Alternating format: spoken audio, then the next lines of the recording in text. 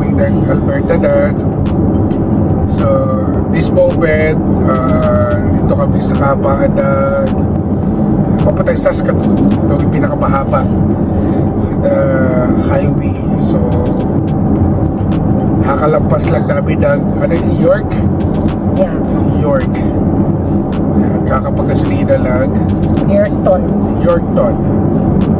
So umalis kami sa Manitoba na 10 o'clock. So ilang oras na ako nagdadrive. This moment ay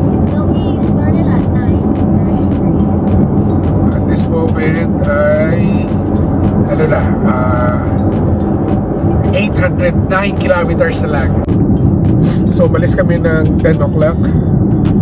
So as of now, ilang oras na ako nagdadrive. Kasi ngayon is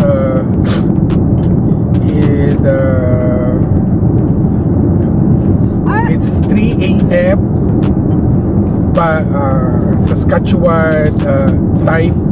So advance sa Manitoba. So 4 a.m. na ng umaga. So ilang oras na ako nagdadrive. So pahinga ko lang ay yung paggasolina.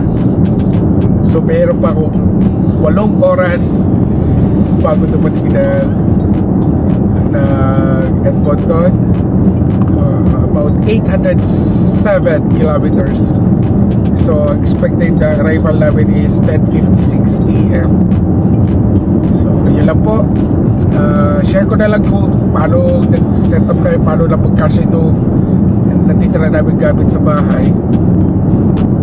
Hindi na kami nakapag-vlog, hindi ko na na-vlog yung mga pag-aayos namin kasi nga talagang sobrang busy. Ayun. So yun lang po. Tuloy lang tayo sa biyahe hanggang sa makarating tayo na Alberta. Good morning! Nandito kami sa... Saan tayo? Nasaan na tayo lang? Wala pa kami sa Saskatoon. Kayo kahaba ang Saskatoon. So umidlip lang kami dito sa naghanap lang kami ng rest area kasi medyo inaantok ako. So kailangan medyo pinahinga ko lang mga 15 to 20 minutes lang yung mata ko.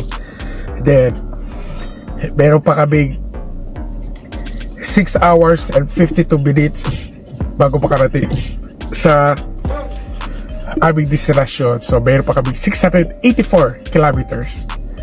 Ayun. So ngayon babalik na uli kami sa mahaba naming biyahe. Signs for Trans-Canada Highway, Saskatoon.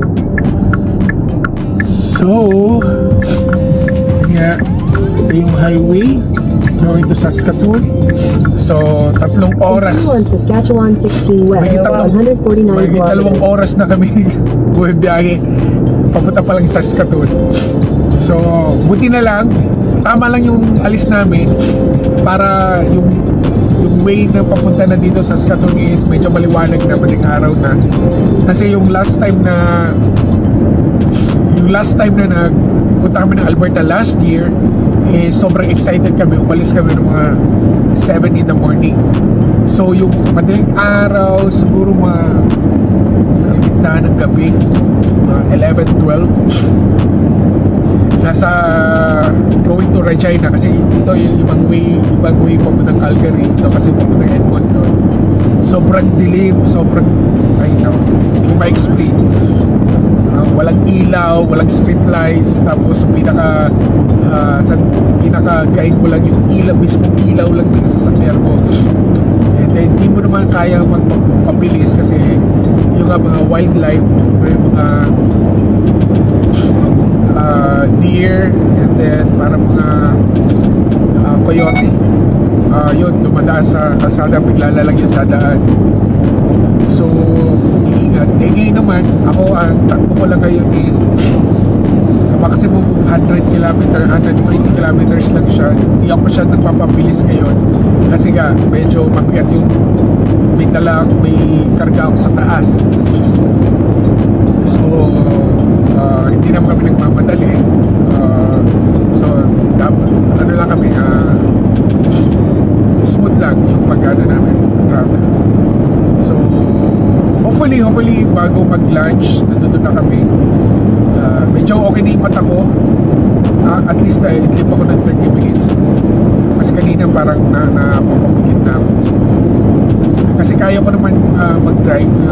Kumbaga yung puyata, walang problema kasi nag-work naman ako ng paggabi dati. Pero yung pagod ng mata, yun na talaga medyo mahirap yun. Nakakapagod yung mata na ito. Nakailang kain na ako ng inom ng tubig, whatever. Bubble gum na ako. Kaso talaga hindi tumatalab. So kailangan ko na at least ipahinga yung mata. Huwag ipilit kasi mahirap na, baka iwas tayo ng disgrasya. Yun. So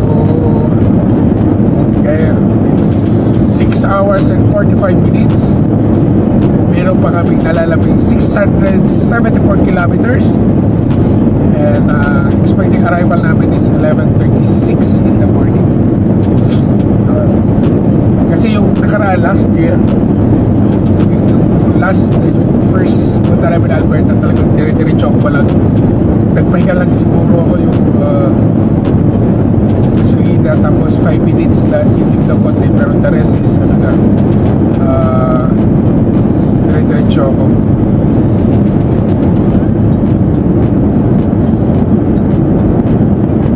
Inaano ko ngayon, nagano lang ako, tanda lang muna.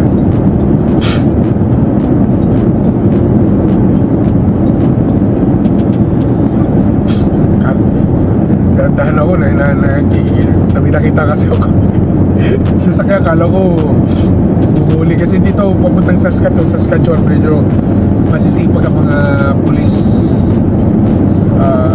mga nagkaradar dito. So we're here in Saskatoon. Nag-ano muna kami, nag-teams. Sure. Minuto na asawa ko at ang aking anak. It's 11 6 6:30. So may 5 oras pa kami and 16 minutes. Meron pa kami 521 kilometers going to our destination. So ayun, let's go. 6:30, 7:30 in Manitoba. Hindi pa tayo maghanap pa kami ng gasoline station. Ngayon I was literally all set. kasi halos parang ghost town pa ang Saskatoon at tulog pa mga tao, and then at the same time I think because weekend rin, Saturday, Tagal magising. matagal magising ang mga sambayanan.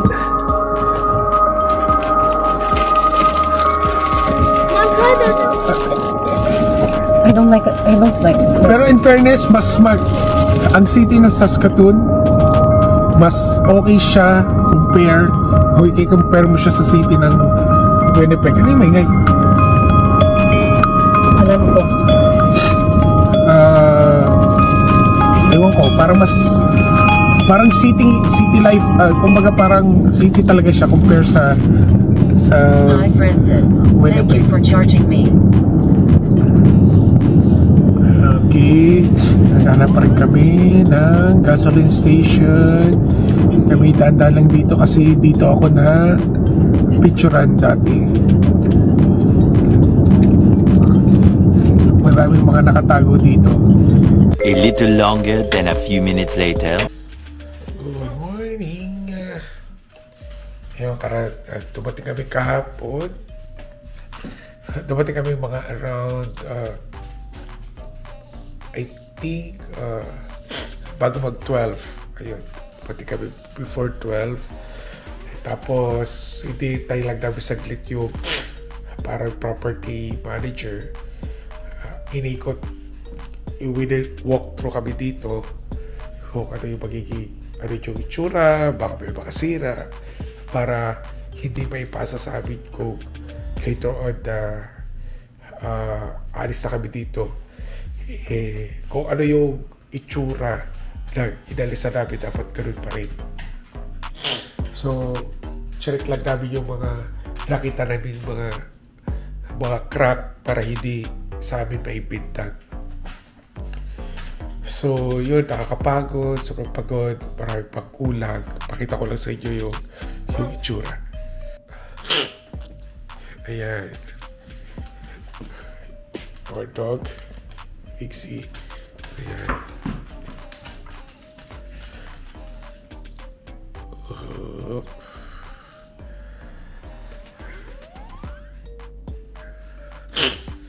So, I think 80% na ng mga gamit na ilagay na namin dito. Meron pa sa konti na lang sa container. Siguro yung dining, TV stand, and some of the luggages, yung mga winter Pero yun naman kasi isasalpak na namin yun sa baba. Kasi hindi, naman yung seasonal items naman siya. So yun, nalilito kami kung paano umpisahan. Sobrang actually puro maliliit na lang naman siya. Tapos wala pa kasi kami masyadong gamit. So kailangan pauti-unti. Bumili na kami ng basurahan kahapon. Good thing. Mamaya lilibot ko kayo later sa surrounding na community. Napakaganda na community dito. And mukhang safe naman at tahimik siya.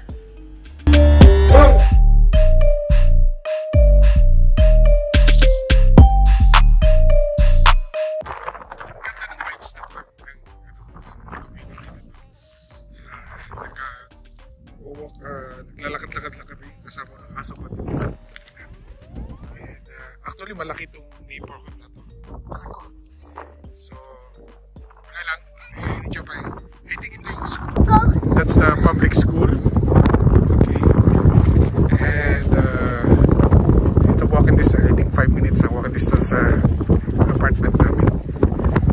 And pero yung ipapasok namin yung anak namin sa Catholic school. So around 5 to 10 minutes yata school pass yata yung ganun.